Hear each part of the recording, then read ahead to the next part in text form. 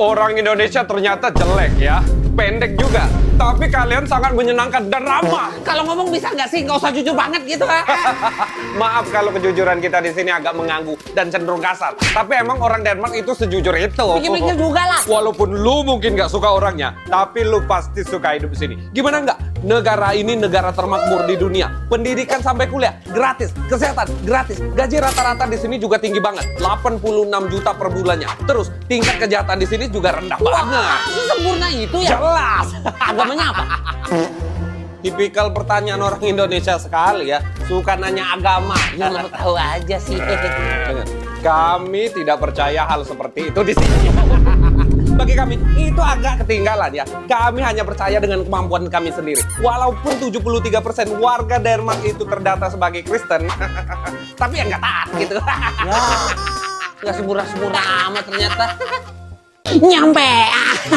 Wih, pagi-pagi udah nyampe aja di Brunei, cepet banget. Iya dong, negara kita kan deketan. Iya, mumpung masih pagi nih, ayo kita sarapan yuk. Gua belum makan nih. Lu udah sarapan belum? Sarapan? Sarapan apaan ya? Astaga. Sarapan loh, makan pagi, makan siang, makan malam, makan pagi, sarapan. Wah, kita nggak pernah makan pagi. Kita mulai makannya tuh siang, terus makan malam. 2 kali kita makannya dalam sehari. Gua lapar banget ini. Jadi nggak makan siangnya? Gua udah di kedai nih. Iya sabar, ini lagi jalan kaki deket kok dari penginapan gua. Jalan kaki?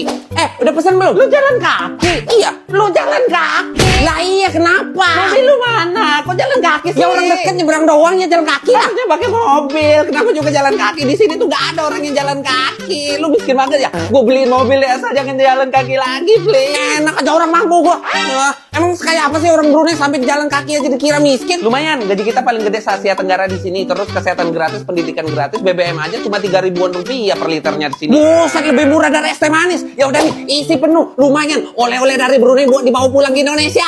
Lah masa oleh-oleh minyak bumi sih? Tiduran dulu. Malam-malam gini kan enak tiduran.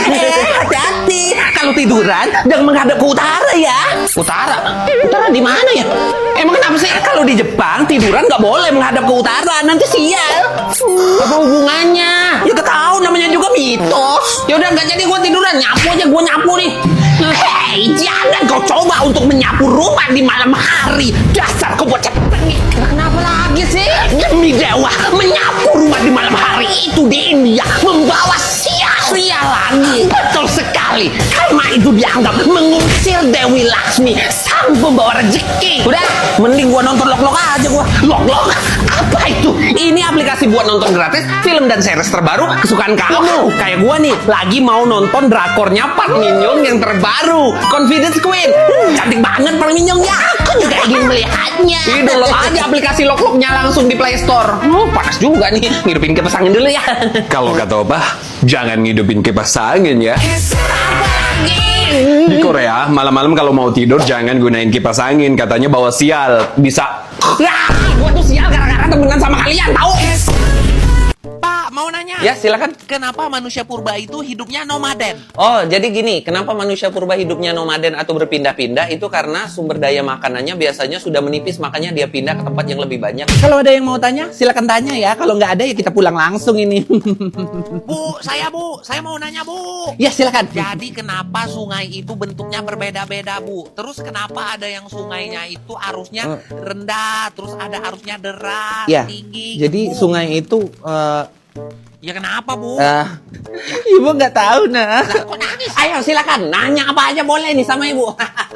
Bu, saya mau nanya, Bu. Ya, mau nanya apa? Kenapa setiap negara itu nilai mata uangnya berbeda-beda? Terus apa yang nyebabin negara itu bisa terkena inflasi? Itu aja, Bu. Terima kasih.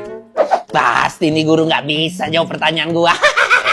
Kayaknya nih anak mau ngetes gua nih. Tidak segampang itu untuk mengalahkan Ibu Tuti.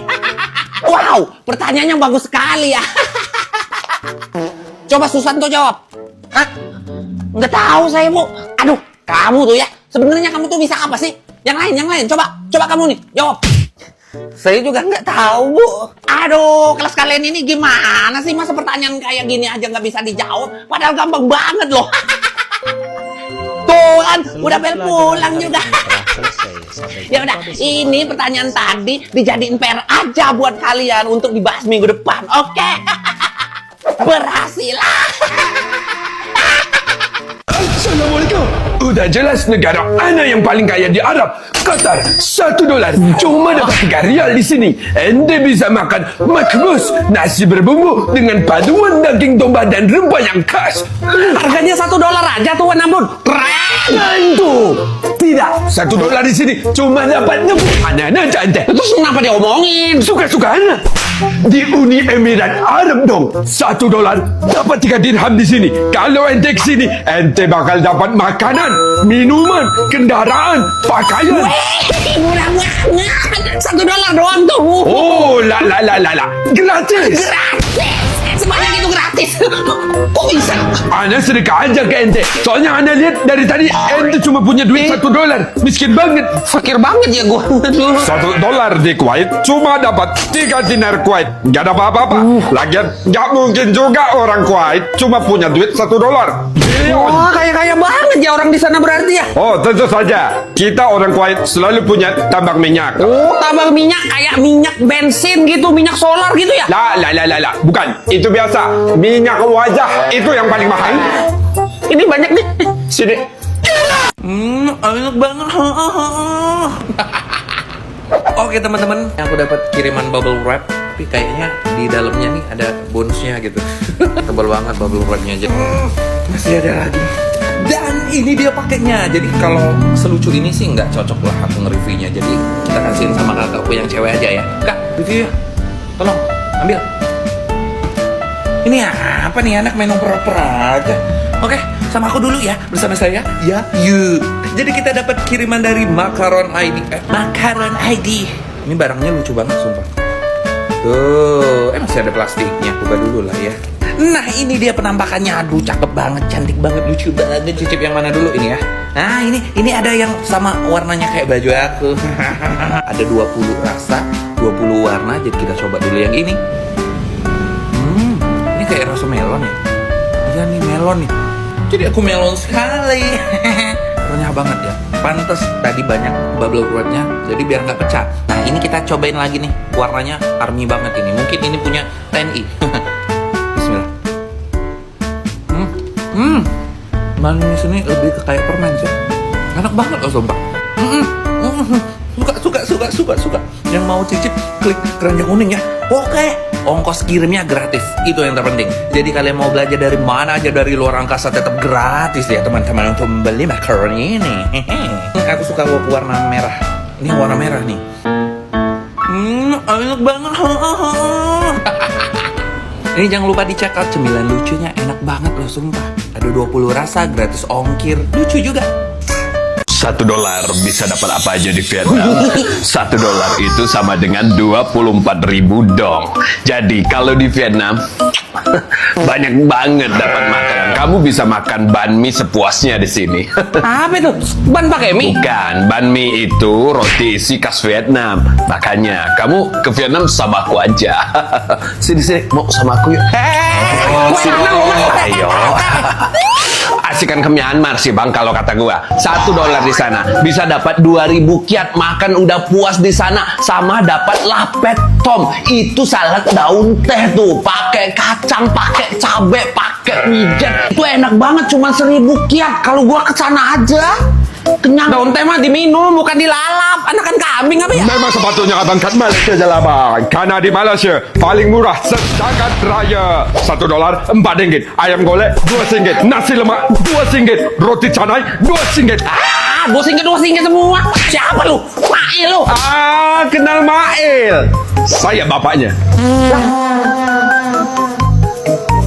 Golden berry, jenis berry yang paling langka dan paling mahal di Amerika. Harganya 1 kilo 1,5 juta aja. Soalnya impornya dari Amerika Utara. Golden berry, apa sih? Ciplukan itu mah. Di sini nggak usah beli, tinggal main ke semak-semak banyak. You know what?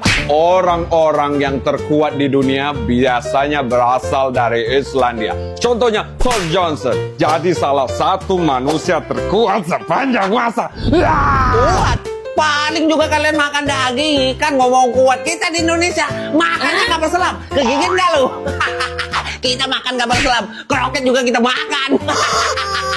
Nah kalau paling terkenal sama pengobatan tradisionalnya loh. Jadi jelas kita punya tanaman herbal ribu-ribuan untuk mengobati semua penyakit yang lo punya loh. Tanaman herbal juga banyak, Cek, di Indonesia. Malah ada yang dijadiin pasta gigi. Kayak Pepsodent Complete Egg Herbal yang mengandung daun sirih, garam, dan jeruk nipis. Yang bisa kita beli di Alfamart. Tinggal gosok gigi, nafas jadi segar sampai 18 jam.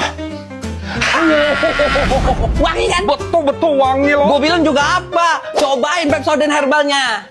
Tapi kita di Jerman punya 4 musim loh. Musim gugur, musim semi, musim salju, musim panas. Negara lu mana punya? Wah, 4 musim lu. Sombong banget. Di Indonesia bukan cuma 4, tapi puluhan musimnya dalam setahun. Mau musim apa lu? Mau musim kemarau, musim hujan, musim duku, musim mangga, musim rambutan. Banyak. Mau musim apa lu? Terus ini orang nyari makanan halal di Prancis di mana sih? Mana mau buka lagi? Makan di rumah saya aja. Halal nggak? Emang lu Islam? Ya Islam lah, udah 3 tahun. Wah, mualaf dong. Nggak nyangka aja di sini ternyata banyak orang Muslim. Perancis itu punya komunitas muslim terbesar di Eropa. Ada 6 juta jiwa muslim di Perancis. Dan sebagian besar itu adalah imigran. Kayak Kante. Ada kan? Benar. Tapi diperkirakan ada lebih 100.000 sampai 200.000 orang Perancis yang sudah masuk Islam. Jumlah ini makin meningkat dari tahun ke tahun. Wih, saudara dong kita. Iya dong. Keren. Jadi buka puasa ntar gua makan di rumah lu gitu. Ya boleh, datang aja. Yes. Sekalian nginep ya. Sama minjem juga 100 biar enak gua keliling-keliling Prancis. Nggak jadi. Cari sendiri makanan halal di sini. Nggak jadi rumah gua. Kita kan saudara. Mau kemana? Tunggu. Kemana? Makin banyak siswa-siswa kita ini yang tidak hormat lagi sama guru kayak kita. Dan mereka juga benci sama kita. Ini gara-gara pemberitaan belakangan ini. Banyak berita-berita yang miring tentang guru. Dari mulai guru ikut bully siswa. Terus ada lagi tentang masalah korupsi di sekolah. Anyway, teman-teman sebagai sesama profesi ini, ada nggak cara-cara untuk biar kita ini disenangin lagi gitu sama murid kita? Ada nggak? Gampang itu, Pak. Di kelas saya malah kebalikannya. Siswa-siswa itu pada nggak seneng kalau saya nggak masuk kelas. Karena saya di kelas itu bukan cuma sebagai pengajar, tapi sebagai teman mereka gitu. Jadi bisa jadi teman cerita. Terus saya metode pembelajarnya yang tepat milih untuk mereka kayak gitu. Misalnya kayak belajar sambil bernyanyi gitu, belajar sambil bermain gitu. Jangan-jangan kita bisa modifikasi lagi kayak belajar sambil mabar gitu, mabar FF. Nah, bagus itu. Tapi daripada FF, saya lebih suka Mobile Legend, Bu. Nanti kita diskusi juga pakai hero apa yang paling enak ya. Terus ada lagi nggak saran-sarannya teman-teman? Nah, Pak Bas, ada saran nggak? Sering-sering rapat kayak gini aja, Pak. Nah, maksudnya gimana tuh? Ya sering rapat aja, Pak. Kalau kita rapat, artinya kita nggak ngajar. Kalau kita nggak ngajar, artinya kelas kosong. Kelas kosong, artinya jam kosong. Siswa mana yang nggak seneng kalau jam kosong? Mereka pasti seneng banget. Apalagi kalau kita rapatnya siang-siang tuh, nah bisa pulang cepet mereka. Nah, intinya, siswa seneng banget kalau kita nggak masuk jam pelajaran, Pak. Aduh, Bapak, nggak bisa pakai cara kayak gitu. Cara-cara yang kayak gitu nggak mendidik siswa. Gimana sih, Bapak ini? Aduh, iya itu, Pak. Nggak mungkin kita pakai saran kayak gitu. Aduh, ada saran lain nggak, teman-teman? Aduh, pusing juga ya ini. Ya udah, kita tutup aja rapat hari ini ya. Disambung besok rapatnya, oke? Ada rapat kayak gini. Ya udah, baik, Pak. Lah, mantap. Ini ya kenapa makanannya diobong-obong mulu sih? Pakai tangan gitu. Nggak ada sendok apa di sini? Aduh. Demi dewa, makanan itu adalah prasadan. Menyentuh langsung makanan dengan tangan itu menciptakan hubungan antar tubuh, pikiran, dan jiwa. Itu rasa syukur yang sebenarnya.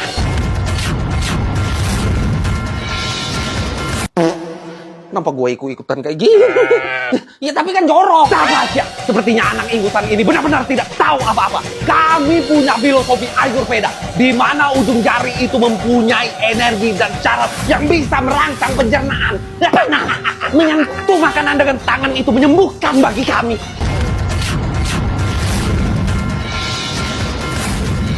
Bagaimana kalau begini? Kamu coba makanan ini dan buktikan sendiri. Seluruh penyakitmu akan sembuh.